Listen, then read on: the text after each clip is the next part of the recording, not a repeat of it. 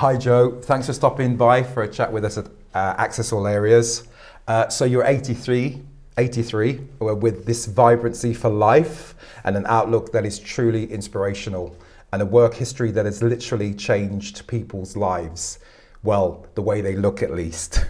So before we talk about your many years as a plastic surgeon, let's find out a little bit more about where you came from. So you were born in Eritrea? In Africa? Yeah. Okay, in Africa, to Italian parents. What type of upbringing did you have? Oh, it was a fascinating one because I was born in the middle of the Horn of Africa, and so exciting that my father had to run and get the midwife for my mother because I was delivered at home, a home that was built by my father. Brick by brick, and practically he couldn't find the midwife because she was delivering another baby. So by the time he came with the midwife, I was already out. Fantastic. And my mother staring at him and said, "Oh, you finally got here." That's great. With That's the great. baby, holding the baby. Yeah. So your parents moved from Italy to Africa because they moved? Well, first of all, because there was a war in those days between Italy and Ethiopia, and it was a short war, but the Italian had already Eritrea as a colony where I was born, and they had to fight a war with Ethiopia in 1936. So I was born in 1937, and that's how I ended up there, because my father called my mother from Florence, called her in Africa, and there I came. Okay, so what line of work did your parents do during these times? Well, my father then, during his life, he was a broker of the Lloyd's of London. And my mother was his secretary, practically #1 secretary for 41 years. Okay, so what sparked the initial interest in you to become a plastic surgeon? Well, while I was growing up in Africa, and I was going to an English British school, an international school, and my neighbor, or our neighbor, was an ENT doctor, ear, nose and throat specialist.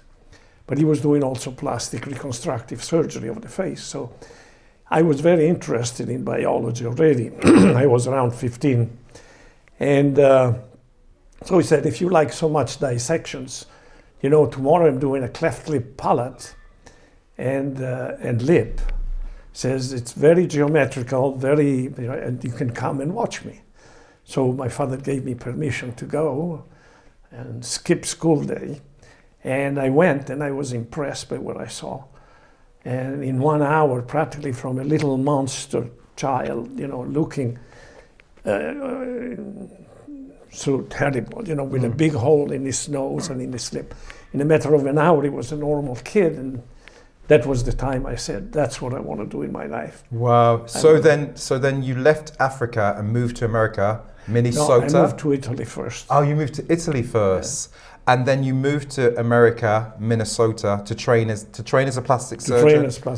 To train as a surgeon, because you have to, well, it took practically 15 years of university, between 6 years in medical school. At what age? How old were you? Oh, I was 18 when I started university. I was 27 when I became a doctor, but I was practically 37 when I became a plastic surgeon, and that's because I had to spend 3 years in the US Army. It was Vietnam time, so I was in the US already at that time, and they just drafted me. Although I was a class 2A, they could only class 1, but they said, well, you have the green card, so we are at war. Either you come in the army or you have to go to Canada. So I said, okay, I'll come in the army. Wow, and then you went on to Florida where you had your own practice? Well, no, I went to Florida when I finished my training in Minnesota, which was only a couple of years. And in those 2 years, I got married with a beautiful lady from Iceland, and we moved to Florida on a honeymoon, and practically we stayed there. It was so cold when we got married, 28 degrees below zero. So we went to Florida with the 60 Fahrenheit. I said, we're never going to go back to Minnesota. And that's how it happened, that we stayed in Minnesota. Right, but you specialize in many aspects of plastic surgery, is that correct? Reconstructive? Well, the specialty is divided into reconstructive and cosmetic surgery. Cosmetic, yeah, because I got cosmetic. And hand surgery. Correcting birth defects. Congenital defects, yes, and accidents. Which you have an interesting story about, which we'll come back to later. Yeah, sure. Enhancing physical appearances, obviously. Well, of course, yeah. Yeah. That's what plastics mean. Plastic doesn't mean plastic like the material. Yeah. Plasticos in Greek means to model, to mold, give shape. Give shape. Right, so the night before a surgery, is there a particular ritual you go through, or has it become second nature? For example, most artists before a show still get nerves kicking in, even though they've performed many times before. So, is there a ritual before you have to go into a surgery? Yes, sure. Can you share a little bit of? First of all, you have to love what you're doing, and if you do your work with passion, enthusiasm, and love, then it's not work. It's just a beautiful pastime for the rest of your life. And that's what I call my work. Plastic surgery is just, you're selling happiness practically. Because when I decided to have two practices, one in Italy and one in Florida, I had to decide to drop the reconstructive because you had to be there all of the time. So I spent practically 30 years of my practice time after age 40, let's say. I spent 2 months in Europe and 2 months in America, 2 months and 2 months, practically 6 months a year in Europe and another 6 months. And therefore I had to choose a branch of plastic surgery that made it possible for me to do that, and that's cosmetic surgery. Right. So cosmetic surgery is to give practically happiness to people that are not that happy with what they got. So you're practically giving what nature has taken away from them or has not given them. Like an example, a beautiful girl, 18, 20, she's perfectly beautiful, feminine girl, and she doesn't have a breast or not as much breast to balance her. So here we come, and we are able to give her a nice, beautiful B or a C cup. D stands for droop, so we don't go for a D. C stands for class, so we give them a breast that is proportionate to her body, and you give her happiness practically for the rest of her life. Or a girl that has got too much breast, then you reduce it. That's called reduction mammoplasty. And you make it look much more proportional to her figure. And she is going to be thankful for life. An aging person that starts drooping here and drooping there. So you start giving them a more youthful look, or what she or he looked like 10, 15, 20 years before. And they're more productive, they're happier. And so it's actually a beautiful specialty because you try to postpone aging as much as you can. Wow, that's an interesting perspective on that. And yeah, interesting. So were you naturally immune to the sight of blood and the idea of cutting into someone before being trained as a plastic surgeon? Well, I don't think anybody's really immune to blood or pus or anything that's medical. So you have to get used to it. And of course, if you have passion, you get used to it. But my two sons wanted to do medicine also, so I took them in. I went to missionary work in Ethiopia many times, and so I took them with me when they were already 15 years of age. And of course, the first time they saw blood, they became all pale, they sweating, and they had to lay down, and otherwise they would have fainted. See, so, well, when I first went into the operating room, which was in my first year of medical school, I was around 18, and I saw pus coming from her breast because she had a big abscess, and the surgeons went in and opened up, my God, between the smell and the look. I barely got to the door because I was, But you get over that. If you love what you're doing, you just see it as work and helping somebody. So I think that, of course, most people are not that comfortable with blood. But our work in cosmetic surgery is practically bloodless. You don't see any blood to speak of, because we give anesthesia with adrenaline, so the blood vessels contract, and so you've got a very minimal, on a facelift. At most, we have a tablespoon of blood. Oh, loss. wow. Yes. Okay. This is very enlightening, actually. Yes. What is your preparation? Briefly talk us through a typical day of, let's say, some sort of facial surgery. Talk us through like a preparation. You show up to the practice. Just walk us through a little bit.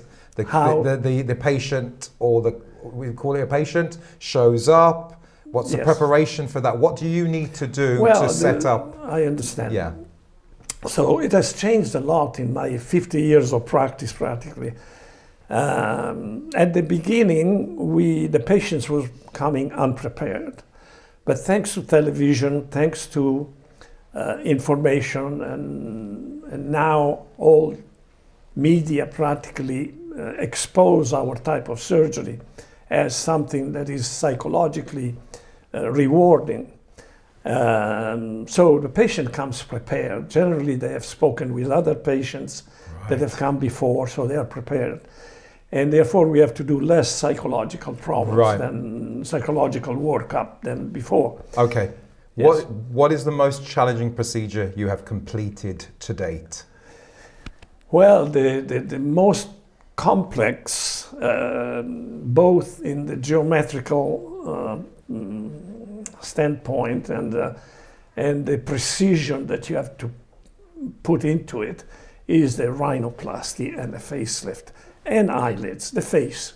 That's why practically 90% of my work now is facial work, facial plastic surgery. Because to do a breast, liposuctions, a tummy tuck, yes, you have to have a good technique, have you learned a good technique, but it's easier to teach the reconstructive or the other type of cosmetic surgery. But in the face, you're painting on a canvas practically. Which leads me to my next... yes, and you become an artist, so you express yourself, I would say 50-50 as an artist and as a surgeon.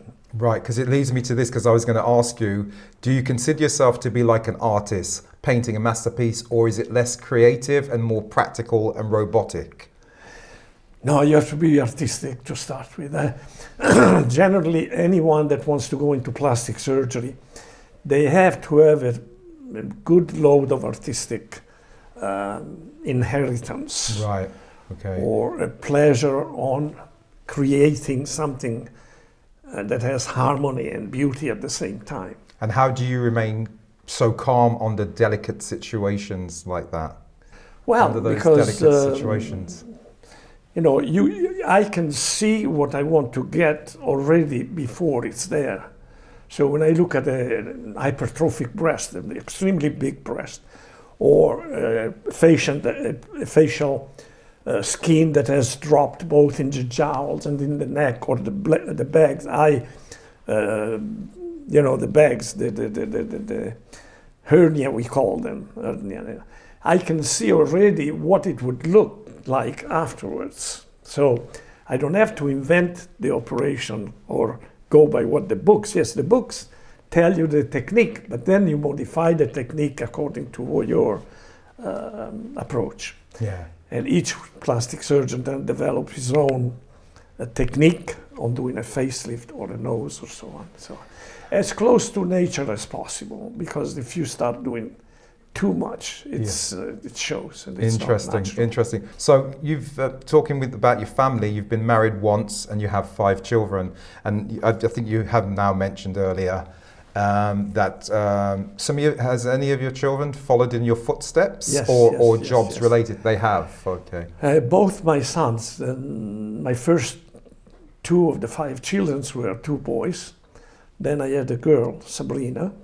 Then another boy, Joey, and then another girl, Isabella. But the first 2, Vittorio and Dante, they both wanted to follow my footsteps. You know, I probably was instrumental because I took them to the missionary hospitals when they were 14, 15, so they saw what Daddy was doing, and in those children in Africa, sometimes we would do 10, 15 operations a day.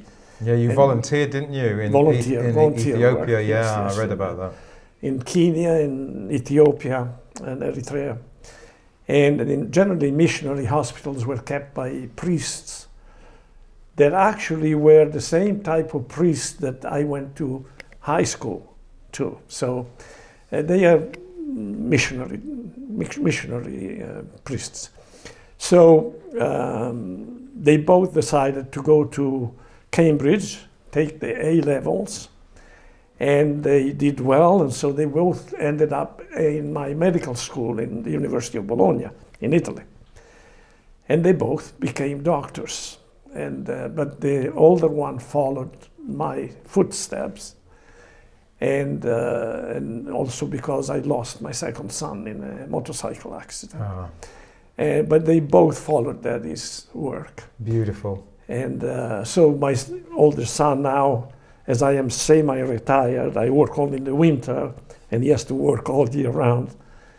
He lives in France now, so okay. But he's a doctor too. So Joe, let's talk about your passion. You've been racing cars for 64 years, won over 500 trophies, and in 1982 you won the British Grand Prix, which is a really, really big deal. And you just recently won a race at the age of 20. I see that's just looking at you made me almost say a different age, at the age of 83 years young. So you're still achieving now. Wow, I mean, that's just great. But so winning the Grand Prix, what was that like? Well, it was a thrill, but you have to grow up to drive a Formula One. You just can't just drive a Formula One. So I started racing, I was 18 years old.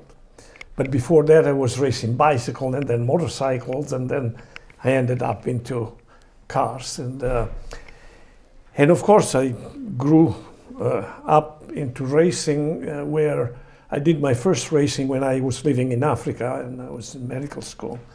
And then through medical school, it was almost impossible because either you study or you race. And then when I went back to America, I started racing again in the early 70s. And I started from little Formula 4s and Formula Super Vs. And then I worked my way up to Formula Atlantic, which is already like a Formula 2. And I raced in America, all my life practically, from when I was 35 until I was, the last Daytona 24 hours I did was in 2012. And I did 12 24 hours of Daytonas. And then I did Le Mans 24 hours in 1982 also, and I won my class.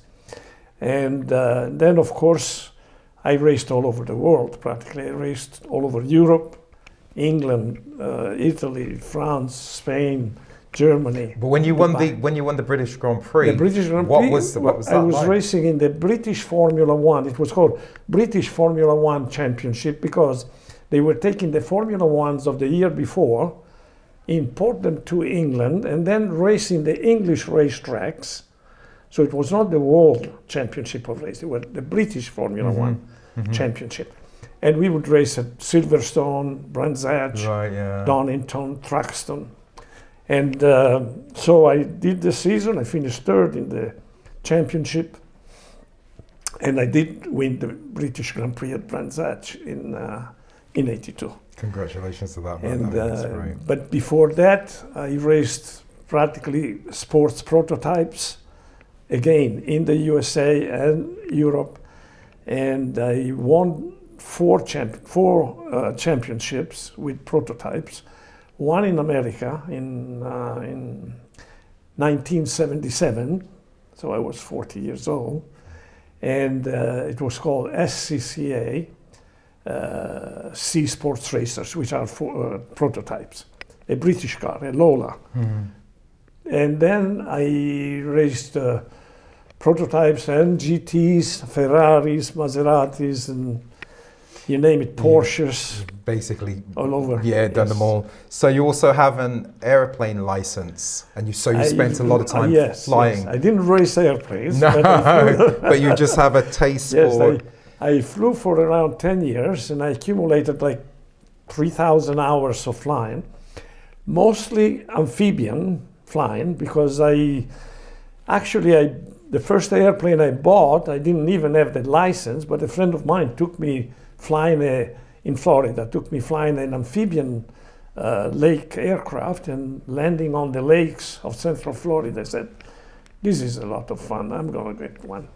So I bought it, and then I brought it to Europe, I brought it to Italy, and flew it all over, Italy, France, and so on. So from scalpels to racing fast cars and flying planes, you've obviously got nerves of steel. Where do you think where do you think this fearlessness comes from? Where does that come from? Your fearlessness in life? Fearlessness. Well, no, fear is normal in everybody. Yeah, but you seem fearless. Fearless because you grow step by step into what you're doing, like surgery, to do very complex, very demanding type of surgery, or racing a Formula One or cars that go at 300, 340 kilometers per hour. You have to develop, you mature into that. Not everybody has this skill, Joe. That's what I mean. It's like you seem to do things that are it takes a particular person to do what you're doing on all levels in your professional life and your personal life. Yes, okay, schooling is number one. School. Education. Passion helps you do it better. And enthusiasm then hooks you up. Because if you've got passion and enthusiasm, you just can't give it up. And I gave flying up because I had the last baby, the fifth, was a little beautiful girl. And my ex, not married, but it was my companion at that time, told me, well, it's either your family or flying airplane is too dangerous. I had a couple of accidents, that's why. Okay. So I had to give something up. So I gave up flying airplanes, and I stayed with racing though. Yeah. Did you have a mentor when you were younger, when you were growing up? Was there somebody you looked up to as a mentor? Yeah. Yes, of course. In high school was my biology teacher. He hooked me up, both on history and biology, two professors. And I love history and I love biology and I love anything that's medical. So basically, you have to have a mentor that gives you something to aim at. And in medical school, it was surgery all the way, and when then I decided to go into plastic surgery, which was a comeback to plastic surgery, because you have to train in general surgery before you can get into plastic surgery. So you have to be a general surgeon first. And my teacher was like a second father. Right. And I owe it to him what I know. Okay. You've obviously created a life in which you get to do the things you enjoy doing in your work and personal life. What would you say has been the secret to your success? Well, first of all, when you think you know, you realize you don't know enough. And number two is humbleness.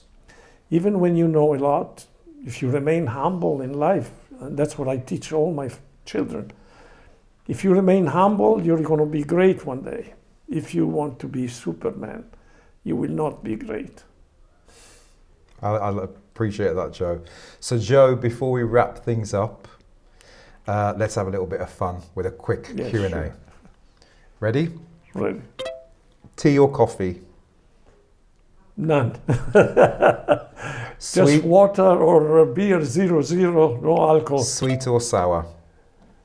I love sweets, but I have to try to avoid sweets. Favorite alcoholic beverage? I really don't drink alcohol, so practically I drink a beer in the summer, but it's a 0-0, so. Meat or fish? Meat or fish? Well, I love this beautiful steak, but probably eat red meat only once a month, probably. It's mostly white meat or fish. What emoji did you use last? Well, embrace. Okay. And thank you. And, What's the last thing you Googled? I actually checked something that I didn't believe exists, and the Emperor of the United States. Okay, cool. Introvert or extrovert? Extrovert. Favorite form of transport? I think we can guess, but let's see. Trains, Well, I love planes, Ferraris. or I've had Ferraris. I've had Lamborghinis. I've had Maseratis. But my favorite car now is an M6, and I rely on BMW. I love BMW. Favorite season? Winter, spring, summer, or fall? Ooh, autumn, because you finally get some breeze after the hot summer. And finally, what advice would you give to your 20-year-old self? Education, education, education. Because with education, you surpass practically many problems like racism. If you're educated, you don't believe in racism. And you become friends with the mason or the carpenter as well as the prince or the king.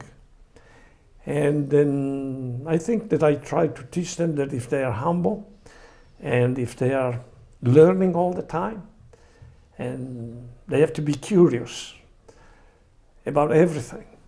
And that's the secret of life. If you're curious about everything, especially with these little telephones we have today, you can Google anything and find out anything. So you can become a Superman by just dedicating to education. Thank you, Joe, and Yes. happy Earth Day to you. Thank you.